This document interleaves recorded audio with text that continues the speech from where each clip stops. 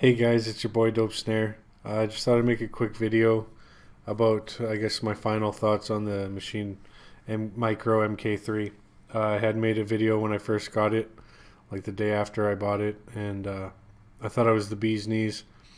And it's about 5, 6 months later, maybe longer, give or take, and I think it's still awesome. I find myself using it the most out of all the tools that I have. I recently bought Ableton a couple months ago, and I got to grips with that a bit. But for the most part, this is the most fun. So I tend to stick with Maschine. I still want to learn Ableton and everything, but this thing's just so much fun. Lots of cool features. Really easy to use once you navigate it. It's awesome. Um, we got a beat here. Maybe I'll just go through some of my favorite features. Let's change the group. Okay, so the sampler. You have your choice of audio, which is like what they use for if you want to drag in a loop or whatever. You choose audio, and it'll sync to your project or whatever, and you could tune it up and down, and time stretch is automatic. It's pretty sweet. Then they have the sampler, which we're not going to go into today, but it's has all the features you need to time stretch, truncate, chop. Multiple ways to chop your sample. You could do multi-sampling, which is some advanced shit that probably won't be doing. At least not. I'm not going to be, doing 6 velocities of each note or anything like that. If I do any multi-sampling, it'll just be like, a couple notes and stretch them out over the keyboard. But it has the ability to build complex instruments if you wanted to. What else? I don't know, just the way everything's set up. You got your sounds and your 16 pads, and you could have a plug-in on one pad. Like say you wanted, like I use Sample Tank.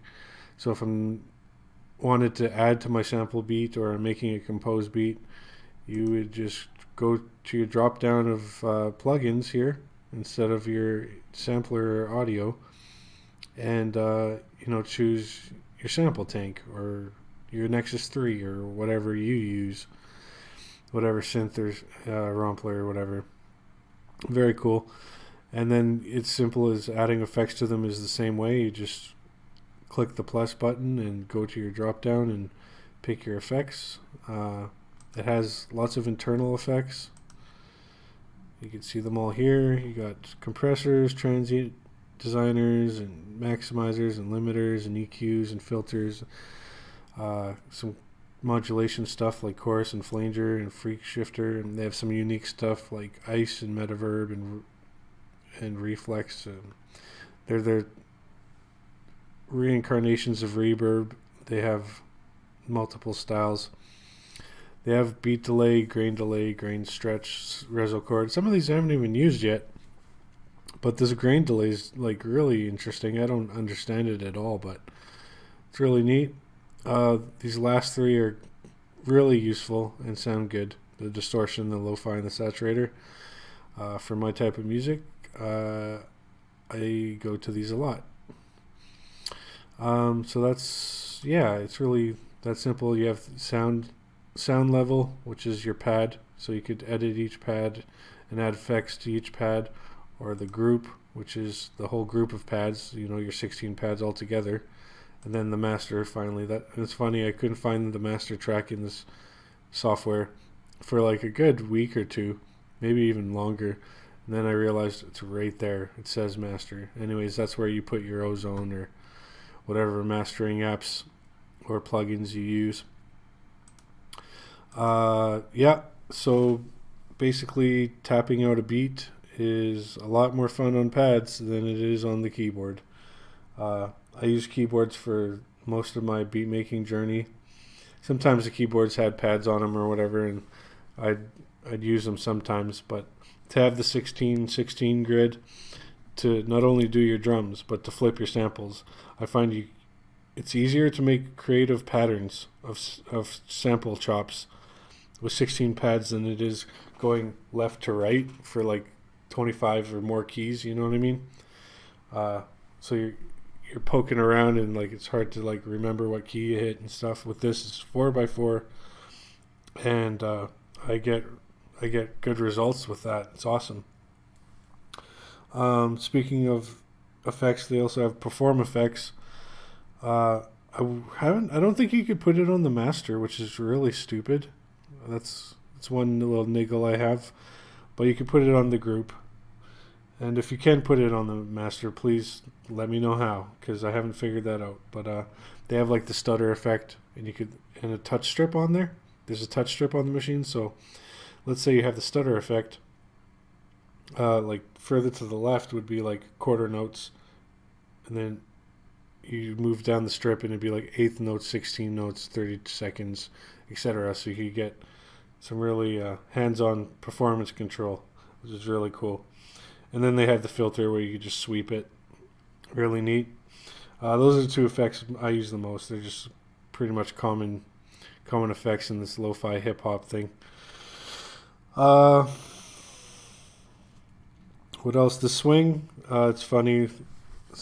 A couple of buddies in the Spice Tribe, MG the Future and CMP, they kind of knocked the swing on the machine, and at first I didn't know what they're talking about because like it works for me, but it is awkward. It's like I think it goes from 0 to 100%, and like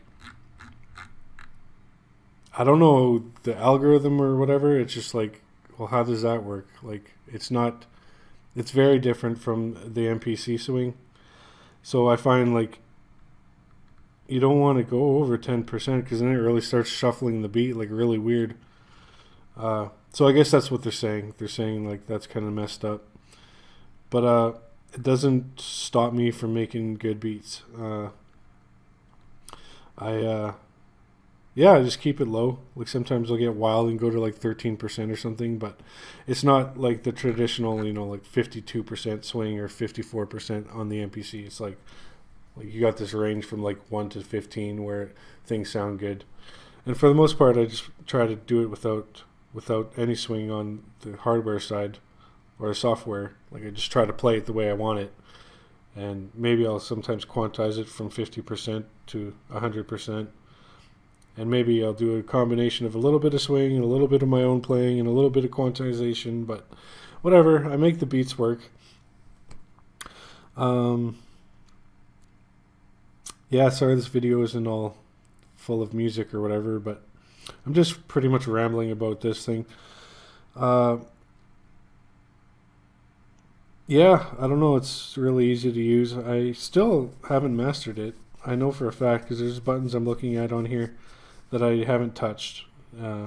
So I'll have to explore that more. But the pattern and scenes way of arranging is cool. So you have your scene.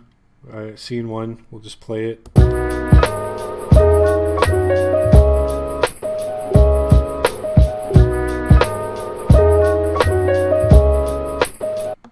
So basically, group A is my drums, and group B is my sample, and I have only got one pattern for each. So it's a real basic beat. It's just a loop right now.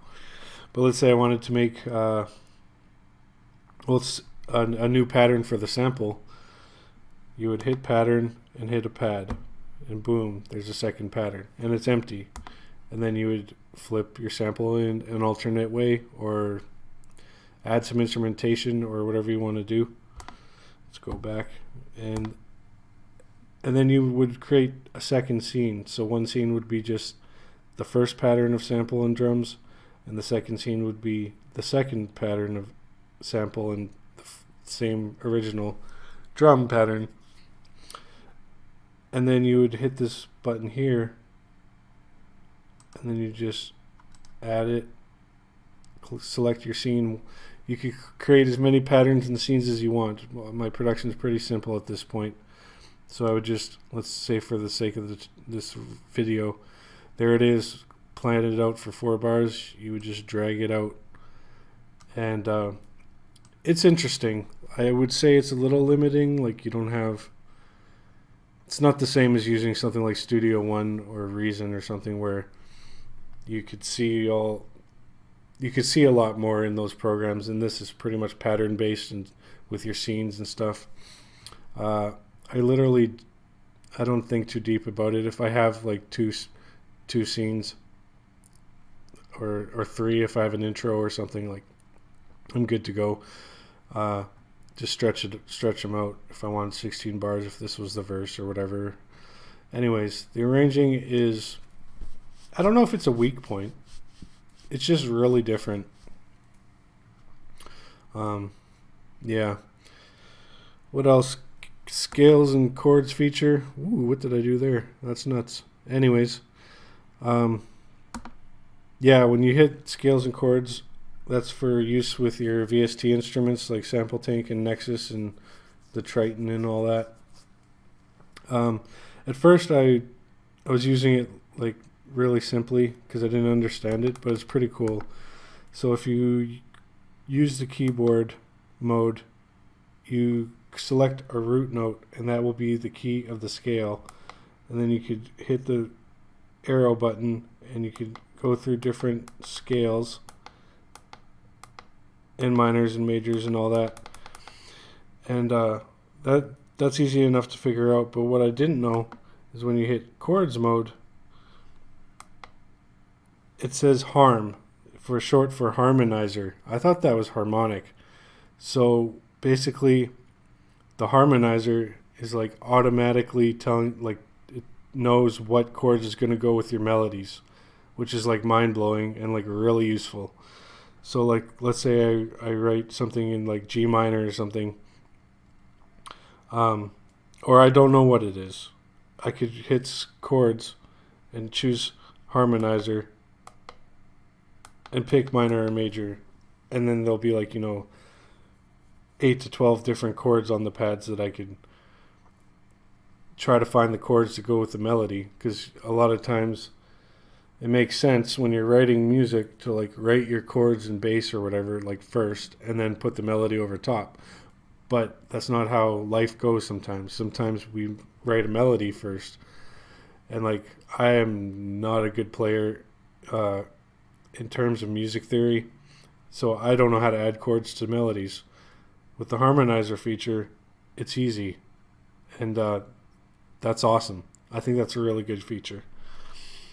There's a step sequencer. I've never used it once, but you hit step and you just input your notes or your drum beats in a step fashion, except it's like visual because it's like outside of the computer.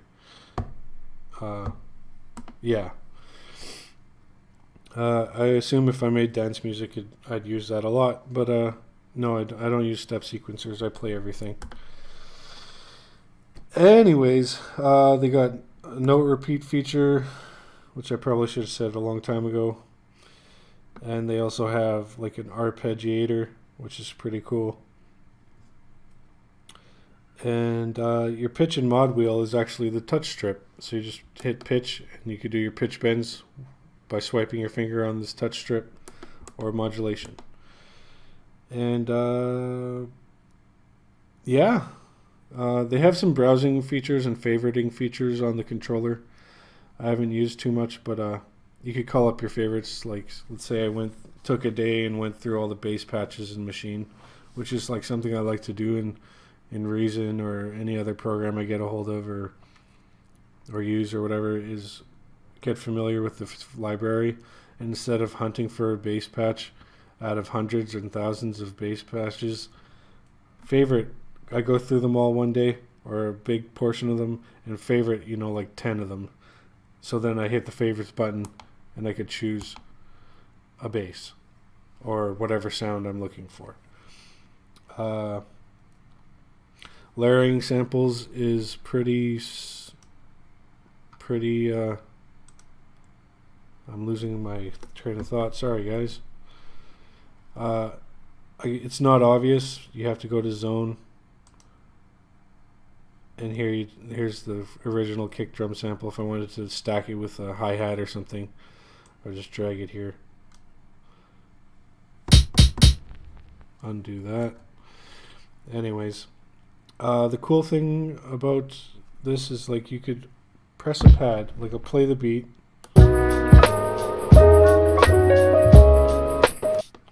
Now the original pitch of this kick drum isn't this.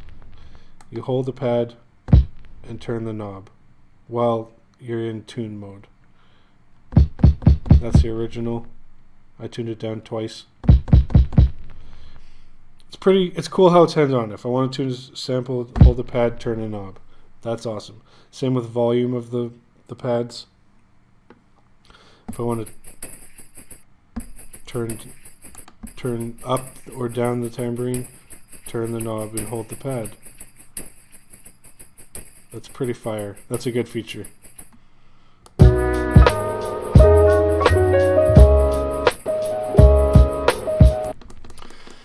And I know this is a lengthy video because I'm going through like all the cool shit about a machine or whatever, but the sampler itself, like besides loading a sample and chopping it up, recording a sample, like if I set up a microphone, which I've done and tested out, I need to do more of that in 2020 because that's really cool. You set up a microphone or plug in a synthesizer or anything from the outside world and you want to sample it into Maschine. It's pretty straightforward. We'll pretend you load up a sampler, go to record mode. You have different ways to do this. Detect is the best way. I haven't used the looper yet, but you could use this as a looper as well. Anyways, you go to detect. Whoops, I gotta take my medicine. Anyways, you go to detect and set the threshold here. So you know your mic might be picking up some background noise over here. Your sound might trigger it over here, and then you would just start it and you know, clap, whatever sound you're gonna make on the microphone or play your keyboard part. I don't know if you could do that like while the music's playing. I'm not 100% sure, but for basic sampling, it's really self-explanatory. I didn't have any problems with it, and then it's cool. And then it's on a pad, and then you could add effects to it and edit it and slice it up and get funky. Fucking Machine's awesome. That's the moral of the story. I kind of wish I had the full-size Maschine, but I just got this and I'm still haven't learned everything about it. But it's been an awesome experience and I have a lot of fun with Maschine. It's my favorite. Yeah, I pretty much haven't opened Reason since I got the Maschine, and I've gotten familiar with Ableton a bit, but Machine's fun. That's all there is to it. Machine's a lot of fun, and I'm happy with it. So that was lengthy. I'm going to edit this, and hopefully you get some value out of it. If you're thinking about a Maschine, I think they're pretty cool. They offer a lot, and it's really fun. Anyways, I'm out of here. Peace.